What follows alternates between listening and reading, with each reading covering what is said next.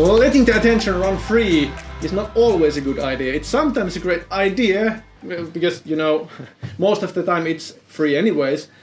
But the more you can bring your attention back to the critical things that you need, desire or want, the more likely you are to do those things in reality, the more likely you are to act on them.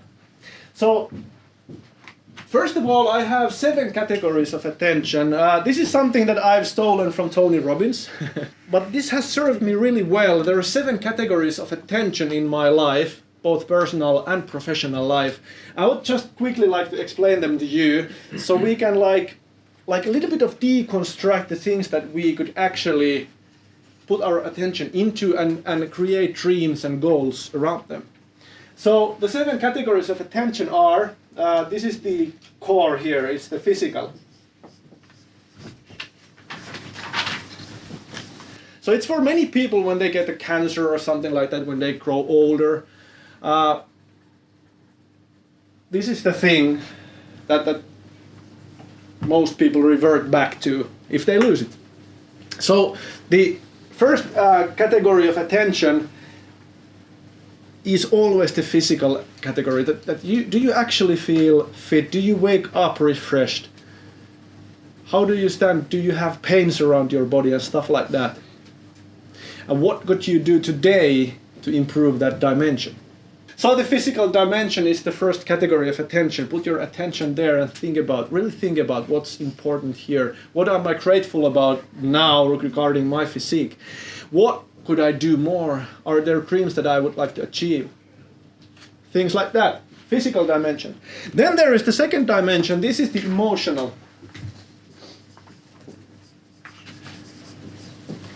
How do you feel in general? Do you have like emotional juice in every day?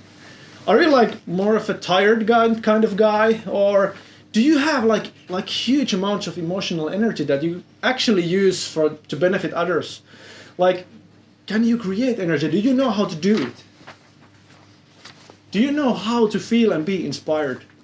Because it's a skill, it's not a trait that you are born with. Human mind it's by the design of evolution, human mind is created to survive and reproduce. And the survival instinct bias our attention towards the threats, towards the problems, towards the errors that could take our lives, like lions and stuff like that. Human mind makes us, like by the design of evolution, it makes us afraid of things like darkness and stuff like that. And afraid of the social pressure and, you know, stuff like that. Human mind the brain is not designed to be happy. So we need to train it and condition it to be happy. And that's the emotional juice on the construct. Okay, third one. This is the social. Or I could use a different word here. It's relationships. Relationships. You are the average of the 5 closest people to you that you spend the most time with. Who are you spending time with? What kind of people are they? What do you get out of them? What can you give them? Who loves you? Who do you love? Interesting questions to guide the attentions, isn't it? Mm. Is there something that I would love to get more passion in my intimate relationship, more passionate moments in general? Interesting questions. So this is a hugely important area of attention.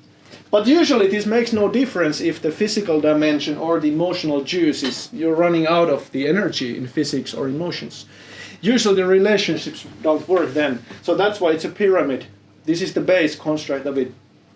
Then we have time. Most precious resource everyone has. Time. So if we're chosen to be here for a workshop for 2 hours, why wouldn't I go all in? Can you please raise your hand as far as it goes, like this, straight up ahead? Cool. Okay, now raise it a little bit more. Everybody does it. Who has taught you not to go all in to begin with? Who has taught it to you guys? So if you need to raise your hand all the way, You all have some capacity to do more. Why don't you go all in? I have the same reflex as well.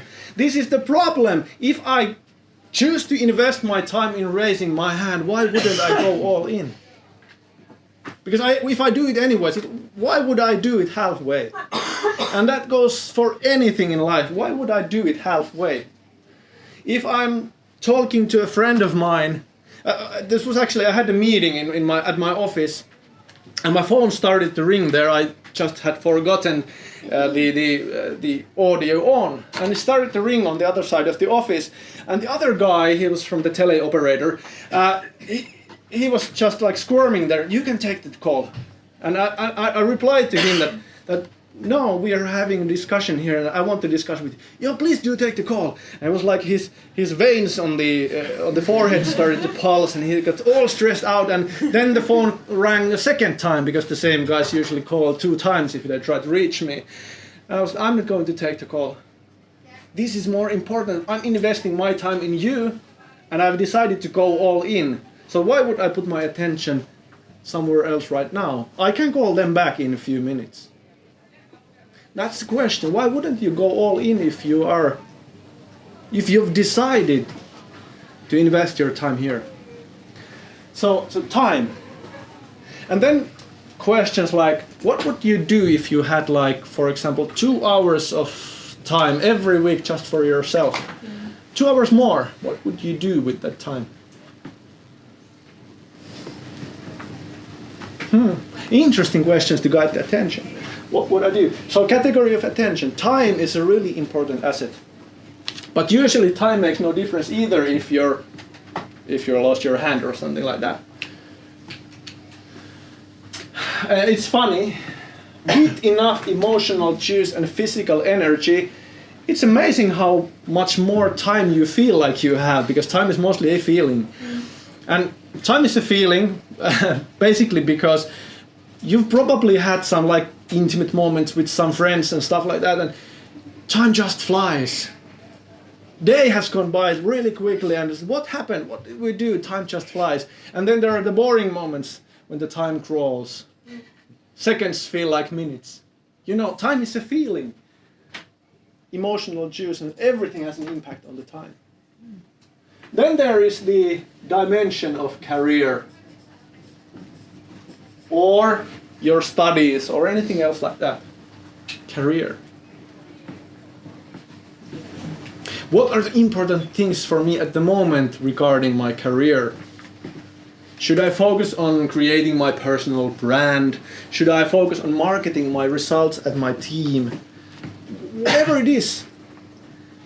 What are the things that will take my career towards the things where I want it to go? Interesting questions. Can you guess what's after the career? This is a different topic. This is money. Money is like, for a business, money is like the oxygen. Business doesn't breathe without the money, without the cash flow. And I think it's the same with people too. We need money flows in, we need money flows out. It's an oxygen for the construct of life that we have. So it's the money. How often have you designed, for example on an Excel, have you mapped out your expenses and have you mapped out your savings and stuff like that? How often do you do that? Most people don't do it at all. No. Everything that comes in goes out. So that's the category of attention. If you give attention to your habits of using the money, it's magical what things can happen. But if you don't pay attention, it just like time, it goes by and you don't know what happened. You lose the money and you don't know what happened. And then there is the final, like, peak here, and this is the dimension of like the spiritual, like the feeling of like purpose, that I'm serving my mission today. I feel like I'm connected to my purpose.